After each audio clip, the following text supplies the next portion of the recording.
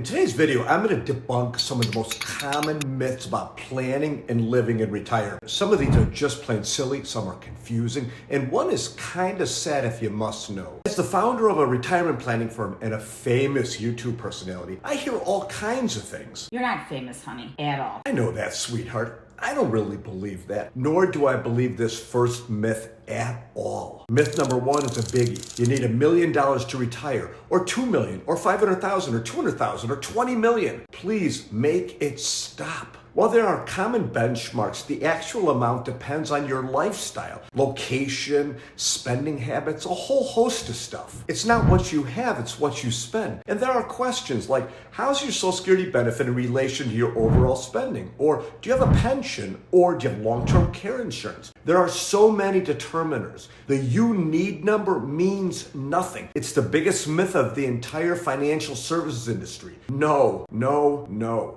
Sorry I got so emotional there. The second myth is you will work as long as you want. I'm not so sure about that. A friend recently shared that she has a new boss that's 25 years her junior. He's smart and diligent, but also immature and unprofessional. She got tired of him, so she retired sooner than expected. Can you identify? Health complications are a significant factor prompting premature retirement. In 2022, 30% of retirees reported leaving the workforce due to health problems, making it the most common non-voluntary reason for retirement. And there's more. Beyond health concerns, workplace factors also contribute to early retirement. Another survey revealed that 23% of individuals retired earlier because of workplace changes, things like company reorganizations or downsizing. In my plans, I always model an early retirement date. So at the very least, everyone understands the ramifications of an earlier than expected exit. If you say 65, I put 62 in the plan just to be safe. By the way, if you like my videos, make sure to subscribe. Lots of good stuff in production, including a video that answers the 10 questions that every retirement plan must answer to be worth the paper that it's printed on. The third myth is that once you choose your withdrawal rate, it's set in stone. Let me come at this in a different way. I have a goal every day of achieving 1,000 move calories. I try to hit this goal every day, but I know that I can't hit 1,000 forever. There'll be adjustments, probably downward, unfortunately, as I age. We're all gonna face adjustments, and your spending in retirement should be no different. Here's what I mean. The financial services industry wants you to spend 4% of your money every year in retirement. It's known as the 4% rule. And in my world, this rule virtually guarantees you'll end up in the zone of regret, the place where you realize you could have spent more money, but no longer have the ability to do so for health reasons. So here's how I approach this with my clients and what I'll ultimately do for myself. I choose a higher spending number early on with the understanding that if investments don't perform as conservatively expected or account balances decrease in a big way, we can make adjustments. This also means if things go better than expected in the markets, we can spend a bit more. I talk about spending in most of my videos. I want you to spend more money when you're younger and healthier, so check them out. The fourth myth is that Medicare covers all healthcare costs. Medicare has gaps, and retirees often face out-of-pocket expenses for things like dental or vision and long-term care. Yes, this surprises many people, but Medicare does not cover the costs you incur if you need help with the activities of daily living. There are 6 of them. Feeding yourself, dressing yourself, all the good stuff. My dad, he has insurance to help defray the extraordinary costs associated with his dementia care. So it's all good for now. But if he lives another couple years, his care will cost nearly $150,000 a year. That seems like a lot of money. I realize long-term care insurance is not for everybody, but let's just understand the facts. Many of us will need help and will pay for those services out of pocket. Sometimes I hear the word Medicaid invoked. Medicaid is a federal-state partnership that helps you when you run out of money. So there's that to look forward to, which is nice. The fifth myth is just because your lawyer says everything is in order, that everything is in order. Just because you have a fancy binder from the estate lawyer doesn't mean everything is all set. I've mentioned in recent videos that Jill's mom just passed away. Her dad passed away 10 months prior, so we needed new estate documents for her mother. We made those changes earlier this year, having no idea how soon we would need them. We realized at nearly the last minute that some of the accounts were not titled correct, even though the estate documents were thought to be in good order. If this was left unchanged, we were headed for probate, which is like a root canal without the Novocaine. So we had to scramble to fix things while my mother-in-law's health was failing. I was literally calling their investment guy while saying our goodbyes. It was that close. So please check, double check, and triple check that everything is as you think it is. And never assume that just because you have a binder full of legalese, that everything is in order. The sixth myth is about Social Security, that it's the most critical decision in retirement. It's not. I mean, it's important, but it's not a life or death decision. Here are two things to consider. One, you don't know how long you're gonna live. Jill's parents both passed at 81.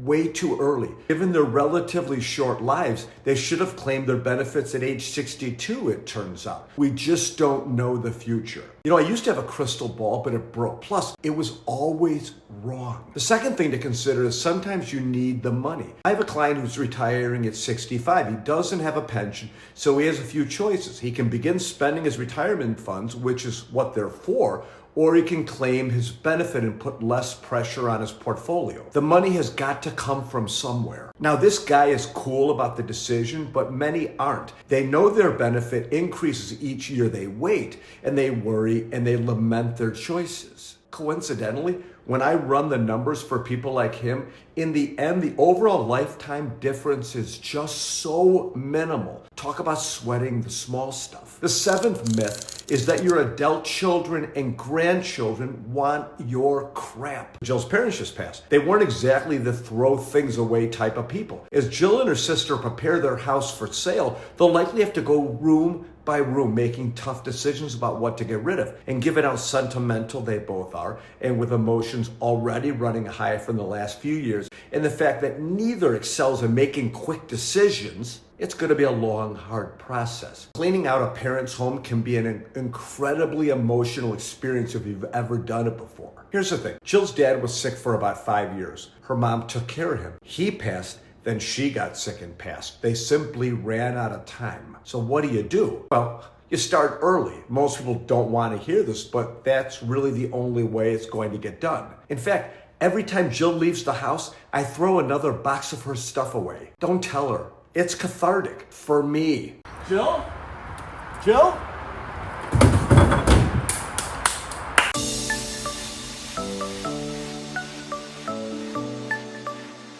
By the way, memo to younger people, if you want something of your parents and they offer it to you, take it. A viewer's daughter wants her china, but not right now. We all have space issues. Just take the stuff. The eighth myth is that you can't reinvent yourself in your later years. Some retirees decide to do interesting stuff like go back to college. I just read an article in the Wall Street Journal called How to Retire Better from Retirees Who Learned the Hard Way. The article was about a retired entrepreneur who enrolled at the University of Nevada, Reno for a degree in political science. Why would someone decide to go back to college at age 65 or older? Maybe to find a new sense of fulfillment, new sense of purpose. A lot of retirees fail to realize just how important their career was, how it provided a sense of identity and self-worth. Then they fail to grasp the need to plan for a different source of purpose in retirement. My favorite wife, Jill, she loves Canva. She made all these wonderful art projects for Josh's wedding. The point is that she's reigniting her love of art in her late 50s. The sad thing is the way society talks about aging influences us in ways we might not even realize. It often leads us to overlook the value of older people and doubt our own potential as we age. This mindset can make us see getting older as a time of slowing down, while youth is seen as the only time you can have progress. The way our brains process information may change, but numerous studies show we can keep learning to some degree if we want to. The ninth myth is all retirement planners are out to sell you something. The financial service industry can feel overwhelmingly complex, leaving many people stuck and unable to make decisions and missing out on opportunities for growth, tax savings, and ultimately peace of mind. Adding to the challenge, conflicting advice often comes from professionals who aren't bound by a fiduciary standard, which can put your financial well-being at risk. So here's my 10-second commercial. If you want a fiduciary to create a plan for you, I may be the guy for you. If you want someone to try to sell you something, I am not the guy for you. Click on the link in the description for more information. The 10th myth is that all your money needs to be invested in super safe bonds and CDs to lower risk and preserve capital. In most cases, as people near retirement age, they gradually reduce their exposure to risk and naturally favor more conservative investments. But this conservative strategy doesn't always work out. In fact, an overly conservative investment strategy can be just as dangerous as one that's too aggressive. A conservative strategy may expose your portfolio to the corrosive effects of inflation. You've heard of inflation. When prices increase and your purchasing power decreases, then the risk that you'll outlive your assets increases. So you can't hide your money under a pillow. But if you're taking risk with money you need to pay your bills, that's not good either. Here's what I want you to do. I want you to think about your retirement in segments, 5-year increments. Money that you need early on should never be subjected to market risk. Current money market rates are still above 4%, which is a fabulous way to protect money. Looking further out, money that you might never need or funds that are earmarked for healthcare expenses later on should be invested more aggressively. By the way, I cover this topic in excruciating detail in the critically acclaimed by my family, The Securement Method, available on Amazon. Every book sold donates $2 to a very worthwhile cause, me. So go there now. I'll wait right here. The 11th risk is that you can't retire until you reach Medicare age, which is 65. Okay, this one's kind of funny to me. I've met so many people over the years who want to retire but feel like they can't because of healthcare costs. And I think I know why. Most people have spent their careers working for companies where health insurance is provided by the employer, even if they're paying a bit more each year through their paycheck. So when they think about retirement, they panic at the idea of losing that employer-sponsored coverage. As someone who's been self-employed since 2007, I've learned that health insurance is just another expense to budget for. Yes, it can certainly be expensive, but it's like any other necessary purchase.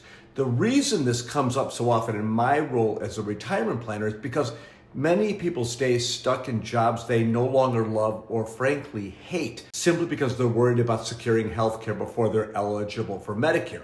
The truth is, it's all one big math problem. Either you have enough to cover your insurance or you don't. The 12th myth is that couples always want the same thing in retirement. The truth is that partners often have different visions for retirement. One may dream of traveling while the other wants to stay close to home. It's a myth that couples automatically agree on how to spend their retirement years. Is this a surprise? I don't think so. I read the local advice columnist every morning. Lots of questions about mismatched expectations to retirement. It's not a surprise. And while many couples align on broad retirement goals, they often differ on specifics. A study by Ameriprise Financial found that 24% of couples haven't agreed on how much money they need to save for retirement or how much to spend on children and grandchildren. Also, 25% have differing estimates on spending for hobbies, travel, and 22% disagree on general lifestyle expenses in retirement. I know that Jill wants to travel to Europe, mostly Paris, but travel for me is going to the grocery store. We're going to need some open communication. Please help me. Okay, we can go to France, my love. It's a myth that couples will be on the same page without trying to be on the same page,